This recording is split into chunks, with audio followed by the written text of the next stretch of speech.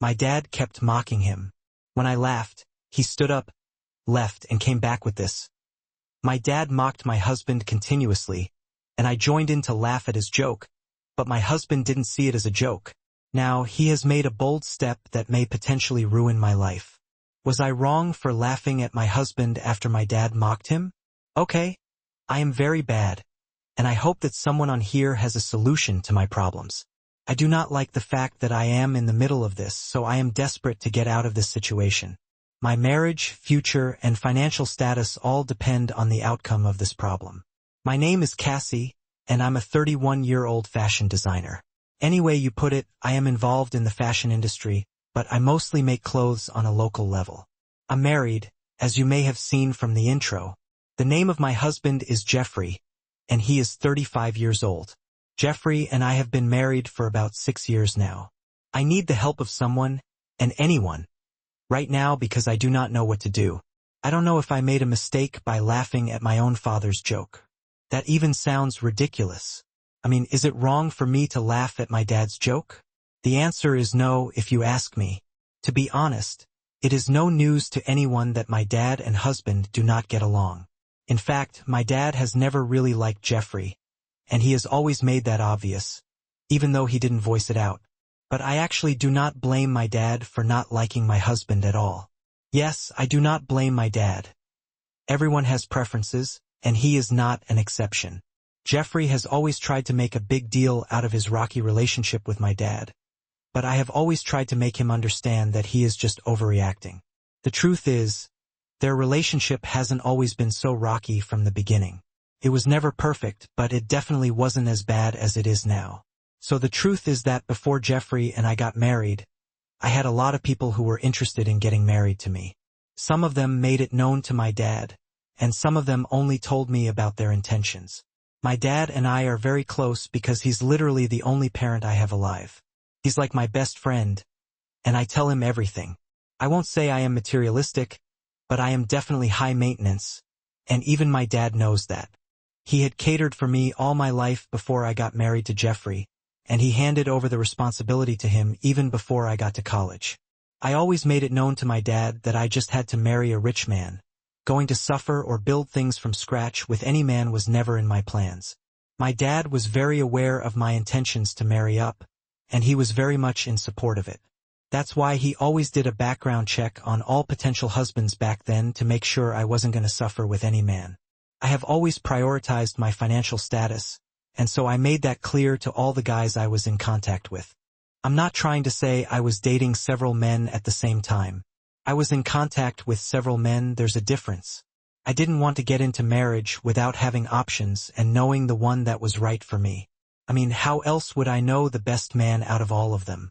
Jeffrey was never at the top of the list, in fact, he was literally at the bottom, but he had no idea about it. He had no idea that I even had a list. I made all the guys believe that they were the only ones I was in contact with. Nobody has a right to judge me because there's nothing new about what I did. Guys do it all the time, so I do not see anything wrong with doing the same thing. So, like I said earlier, Jeffrey was never at the top of the list. That was because, out of all the guys I was in contact with, he was the one who held back with the gifts. In other words, he acted too smart. I knew he had enough money to spoil me every day if he wanted. But he wasn't putting in enough effort, so I gave up and decided not to waste my time with him. He preferred to take things slow and get to know me better. For me, that was just proof that he had no idea there was a long list. When I told my dad about Jeffrey, we ruled him out of the list because he wasn't the ideal man I wanted. But life and karma have a way of dealing with us when we least expect it. It's still surprising to me, even till this day, that I got married to Jeffrey. I never planned it, but here's what happened. Most of the guys I was in contact with eventually broke up with me, tagging me as too demanding or too slow. Too slow in the sense that I was always unavailable and wasn't giving them a clear picture of us having a future together. Well, it's not easy to give attention to dozens of guys at once, so I didn't bother. Unfortunately for me, I was left with only 2 guys. I already knew Dave would be my choice. Dave and I were dating, and he was financially stable and nice enough to spoil me. He gave me whatever I wanted without complaining or tagging me as a nag. The fact that he was ready to spoil me without any questions made him my first choice. But one day, what I discovered suddenly made me save the last man I wanted to marry. We had booked a hotel for a couple of days so we could chill together before he traveled. Before we even booked the hotel, I had noticed that Dave was acting unlike himself. He was always making secret phone calls and checking his phone. I could also see that he was restless, and the way he spent on me was reduced. In fact, the day we booked the hotel, we had to use my card, and it wasn't even a 5-star hotel.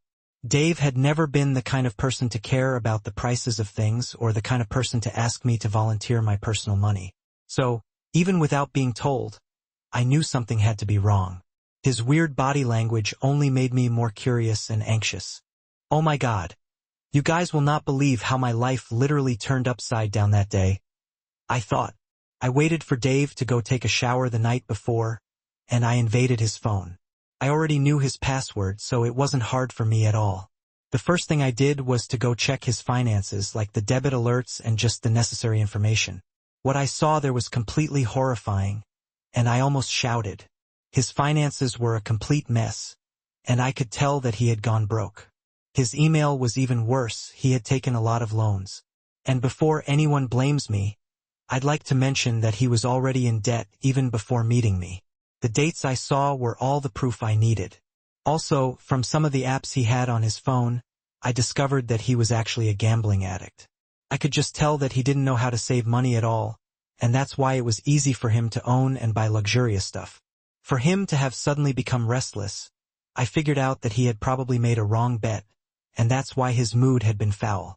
I knew there was still a possibility of him making more money from gambling, but I was certain that wouldn't be able to last a long time. I needed to secure my future and go for a man that had stability, even though I had to give up on the one that was ready to spend all the time on me. Jeffrey was the only guy that was actually ready for marriage and had money to a certain extent. So, I didn't want to miss the opportunity. I was also certain that he was smart with his finances and wasn't into gambling of any kind. As a result of all these points, I told myself that I had no choice but to rule my favorite, Dave, out. Well, the moment I realized Dave was in debt, he was no longer my favorite. It was hard to break up with him, but I had no choice. In fact, I had to ghost him because he was just not ready to give up without getting a proper reason. There was no way I was going to tell him that the only reason I was breaking up with him was because he had no money and was in debt. So, I blocked him and decided to focus on Jeffrey. It was hard because Jeffrey seemed to have moved on with his life. When I told my dad I was going to marry Jeffrey, he was really disappointed. He felt like Jeffrey was stingy and was trying to play smart. But I had to make him understand that Jeffrey was the only option I had. My dad was prideful and had been on top of the world when he discovered that I had many options. So, it was quite a letdown for him to realize that there were no longer options and I was practically settling for the only guy left. That point seemed to increase his dislike for Jeffrey. After months of talking and making sure I wasn't playing smart with him, Jeffrey finally proposed. My dad made a personal list of luxury items we needed for the wedding. Jeffrey rejected half of the things written on the list, which really made my dad angry. He couldn't believe that Jeffrey wasn't ready to cover the expenses of all the things he wrote. According to him, Jeffrey was marrying his only daughter and had to be able to spend as much as possible. Jeffrey explained that most items on the list were unnecessary and he wasn't ready to waste money just to impress strangers. It wasn't a small case at all, and the wedding nearly got canceled. My dad wasn't ready to back down, and Jeffrey also wasn't ready to back down. I had to intervene and cover the cost secretly just so peace could reign on Jeffrey's end. He thought my dad was the one who covered the cost, and on my dad's end, he thought Jeffrey covered the cost. I left it that way because I was eager to get married and tired of the back and forth. After the wedding, I thought they would forget everything and move on. But it seemed like that wasn't going to happen either. There were a lot of indirect verbal attacks from my dad, and even though Jeffrey tried to endure it, it was almost impossible. But that hasn't been the only part of my marriage with Jeffrey that has gone downhill. The truth is, just that his relationship with my dad has played a huge part in it. I just felt like Jeffrey doesn't prioritize my needs as much as I expected him to. He wasn't my first choice, so maybe that's why we continued to disagree even after marriage. I honestly never understood why that was ever the case in the first place. I just tried my best in the marriage, but I still can't get over the fact that Jeffrey isn't exactly the man I wanted to actually marry. Right now, the recent events are making me doubt myself, and Jeffrey has made me out to be a bad person during our 6 years of marriage. Even though I knew the hard process I went through before settling down with him, I have always tried my best to make things work. So, I don't understand why a single mistake is making Jeffrey do things I just find completely annoying. Now, I know everything seems messed up, so I'm gonna try and break it down in the shortest way possible. So, just 5 days ago, something completely unexpected happened. One of my close friends was hosting a dinner party, and her mom also happens to be very close to my dad, so my dad was also invited. Jeffrey also knows my friend, so it was not surprising that he got an invitation. To be honest, the preparation for the dinner party was almost as annoying as the events that took place. I don't just get why it is so hard for my own husband to spend substantial money on me.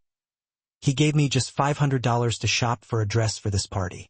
How is that supposed to be enough? I had to do other things like hair and makeup and even get my nails done. I don't know what Jeffrey is saving up for if he can't just use the money on his wife. Things like these are what make women's breasts.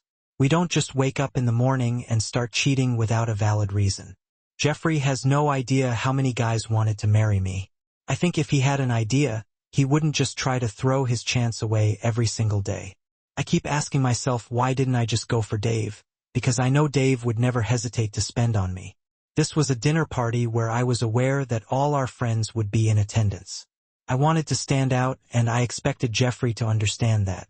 But no, he gave me $500 and thought that was a huge sum of money.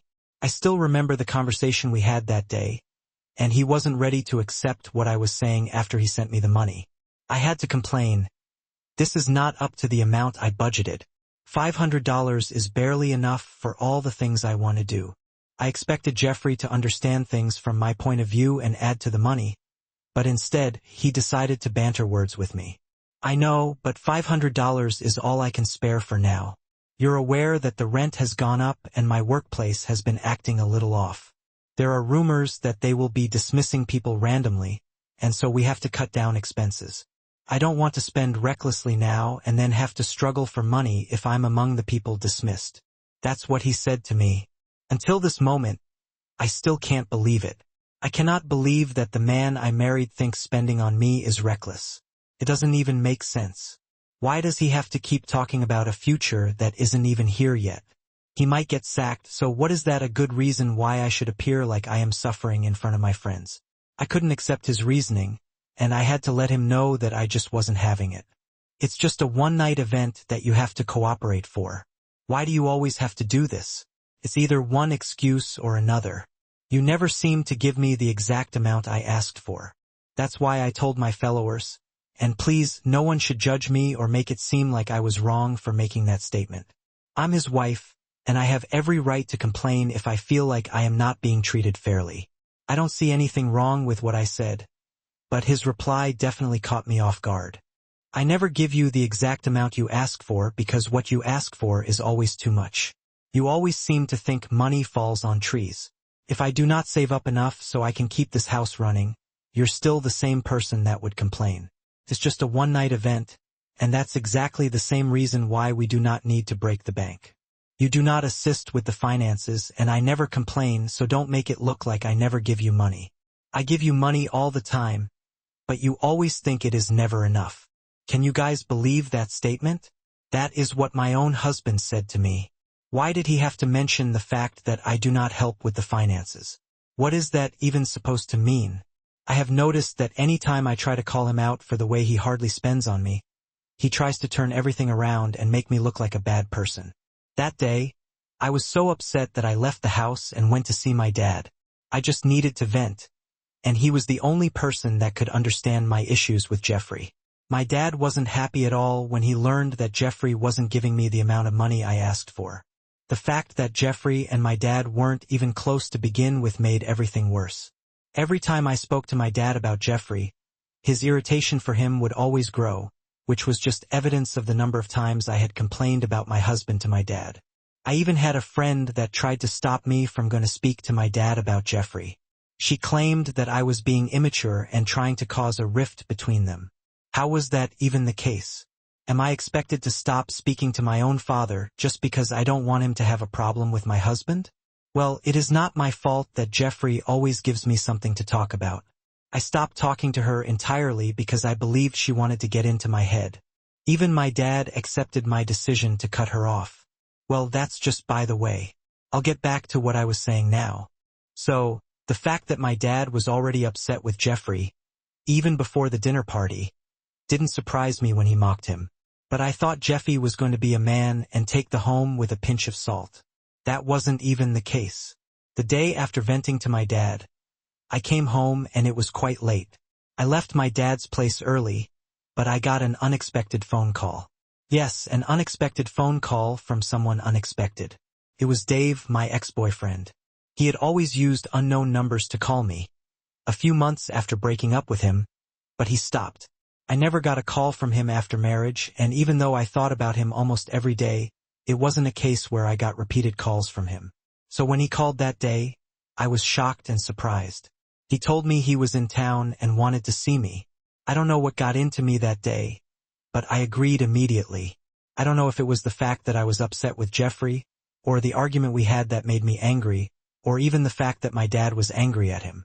I don't know what it was, but it definitely led me to say yes to seeing David. We met at a restaurant, not a hotel. He initially wanted us to meet at a hotel, but I refused.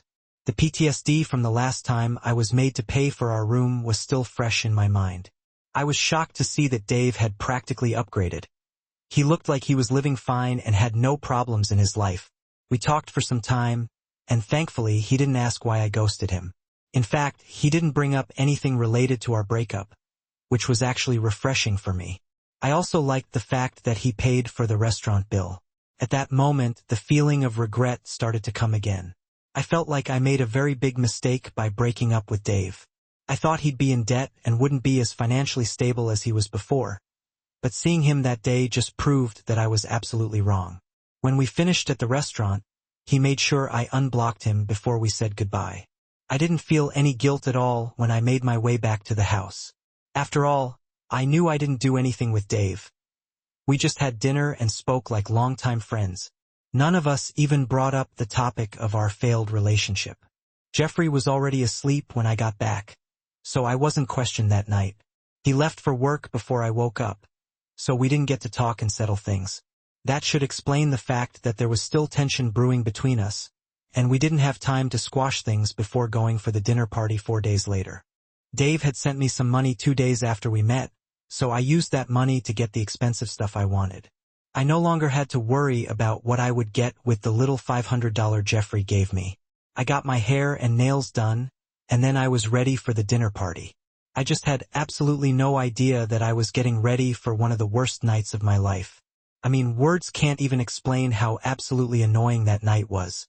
After all the money I spent on preparing for the dinner, my dad and Jeffrey just had to make a mockery of me. I thought I would be chilling after the dinner, but here I am, days later, writing about what a horrible mess I am in. After we exchanged pleasantries at the party and had a little time to cool off, they decided to play a round of tea game, where everyone got to come and talk and just have fun. I had actually been looking forward to that part of the night because I expected light moods. That wasn't the case at the end of the day, though. My dad brought up a joke about how some husbands were deadbeat and got married even though they weren't capable of taking proper care of their wives. The joke would have gone over everyone's heads and no one would have understood who he was referring to if he did not look Jeffrey right in the eye and make more jokes after that one. He went as far as asking Jeffrey if he was broke and telling him that he could always meet up with him so he could loan him money. He also asked Jeffrey why he got married when he knew fully well that he had no money to sustain a woman in the way she wanted. My dad went on and on with each joke, and it was awkward, but at some point, I laughed at one of them because it was funny. That seemed to have triggered Jeffrey because he stood up immediately and left. Everyone got quiet after that, and there was just this awkward silence that was absolutely embarrassing. I didn't know what to do, and I had no idea how I was supposed to salvage the situation. No one wanted to break the silence, and that's what was eating me up. I never imagined that I would be the one who would ridicule herself at the dinner. At that moment, I knew that after we left the place, my marriage would be the topic of discussion. It made me really uncomfortable, and I wanted the ground to open so I could enter. To my surprise, over 30 minutes after leaving, Jeff came back with divorce papers in his hands. Yes, I'm not lying or joking. He actually came back with divorce papers. Then he said, "I thought you would change your ways or speak sense to your dad, but you have chosen to stay single all your life. You're a liability to me, and there's nothing you contribute to my life. I got this paper weeks ago, but I thought you had turned a new leaf. I cannot continue to waste my time and money on you. Your dad should find you the rich suitor he's looking for. I have respected him enough. You both are pathetic gold diggers, looking for a man that would get you out of your current financial position. I refuse to be the one to work while you and your dad enjoy, yet you still dare mock me." After he was done with what he was saying, he left me there. He actually left me there. I couldn't even believe my ears at first. It all felt like a bad dream to me. I couldn't believe that Jeffrey had filed for divorce already, without me knowing about it. The fact that he even had to go home, get the papers, then embarrass me in front of everyone was absolutely cruel. I felt too embarrassed to even move. I couldn't believe that Jeffrey would ever do me dirty in such a way. I was beyond shock, to say the least, because I never expected any part of what happened. I didn't even think he would try defending himself by talking back to my dad. The worst part had to be the embarrassment and the way he aired our dirty laundry out in public. Why did he have to give me the papers in front of everyone? Why didn't he pull me to the side so we could talk? It still doesn't make sense to me at all. Everything he did that day just showed how immature he was. The fact that he wanted to make a statement by doing that when everyone was there is beyond wicked and evil. It still gives me chills each time I think about all that he has done. I was living with a man that had been considering divorce, yet I had no idea about it. Apart from just thinking about it, he went ahead and got the papers ready, waiting for me to mess up so he could validate his decision. Isn't that just another example of being a wicked human being? Guys, I am still in shock and I do not know what to do. I am going through the worst phase of my life right now. The embarrassment is just too much for me. I can't even go out in public right now. I know everyone is talking about what happened. My friends must be discussing the incident secretly. I couldn't even go back to our home to face Jeffrey because I am totally disappointed in him. His actions just show how immature he is. I am staying with my dad, and he is trying his best to let me know that I dodged a huge bullet with Jeffrey. He had told me not to worry about it and that Jeffrey would soon change his mind. Well, I hope so because I do not have any plans to be a divorced woman so soon. The only way Jeffrey and I are getting divorced is if I file for the divorce. He is not going to embarrass me like this. I'm going to make him regret his decision. Who does he even think he is, and why is he trying to ruin my life? He has no idea that I am in contact with my ex-boyfriend. He has no idea that there is someone ready to get me if he loses me. I don't know why this is even bothering me so much. I'm just thankful Dave is back. At least I would have a backup if Jeffrey tried to play smart. I just do not want to get divorced, not now at least. With no children to tie me to Jeffrey, what would I do with my life? I should move back in with my dad after 6 years of marriage with nothing to show for it. That would basically be the biggest embarrassment ever. I don't know how it's going to happen, but I need help. Please, anyone who has been through something similar should try and help me because I really need it, and I don't know what to do. That's why I came here. I need advice, and I need it fast. I don't want this kind of sad ending and embarrassment. Please help me. Hello everyone, the troubled wife is back again. It's been 6 months of absolute hell, but I don't want to start this update on the wrong foot, even though that's not what I want. You guys have made it impossible for me to start positively. The amount of backlash I have received is just insane. I do not understand how this post blew up and how I have been tagged a gold digger or damaged goods. I feel like the comments just have no business being so mean and demeaning. I came here for advice and not to be attacked. I do not think I deserve any of the backlash I am getting, and I'm going to make that clear. I'm already going through hell in my real life. Why do you all have to make even worse for me? Yes, I messed up. I can see that now, but the way you all are moving me is not the right way to make me see my mistakes. I even regret bringing this to the public, but I have no choice than to finish what I started. Now, I have tried my best to delay this update for as long as I can, but I think it's high time I update you all now. So, at some point, I finally built up the courage to go speak to Jeffrey at the house. My dad warned me not to go, but I just wanted to do it, and I didn't listen to him. I wanted to listen to the people in the comments that advised me to leave my dad out of my marital life and take charge. Well, I guess I realized that a little too late because Jeffrey refused to listen to me. I tried my best to send my point across, but he had already made up his mind that he could not continue the marriage. He claimed that my actions for the past 6 years have proved that I don't have any respect for him or the marriage. He told me that each day of his life with me, he has had to walk on eggshells around me and my dad. He told me he was done with the marriage. According to him, if I was being so grumpy even after he tried to provide for me, he was sure I would do even worse if he somehow got broke. He told me he didn't want a woman whose love for him was dependent on the amount of money he could provide each day. I tried to tell him I would change, but he wasn't ready to listen. I got upset and decided to leave. I even signed the divorce papers before leaving. I went to meet Dave that same day, and out of my raging emotions, one thing led to the other and we slept together. I did it because I was angry with Jeffrey, but it didn't mean anything. I also thought that it would hurt getting intimate with Dave and he would date me again and we could get married. I wanted a backup plan because I didn't want to be left stranded without any option. I had already concluded in my head that Dave was going to marry me. That was the only option I saw as safe, and I went out constantly after that. One day, I decided to ask him if we were already back to dating. To my surprise, Dave told me there was nothing serious going on between us and that we were just having fun. I was very surprised to hear that from him. I had never told him I was married, but somehow he got to know after we broke up that I got married immediately. He reminded me of that and told me he had a fiancée and was about to get married. He wasn't even living in town and just came to have a bachelor's holiday before he got married. I was just his plaything before he settled down. He accused me of being cheap and told me that he couldn't even believe that I still slept with him despite being married. He called me cheap and deceitful and told me he would never forgive me for ghosting him for over 6 years.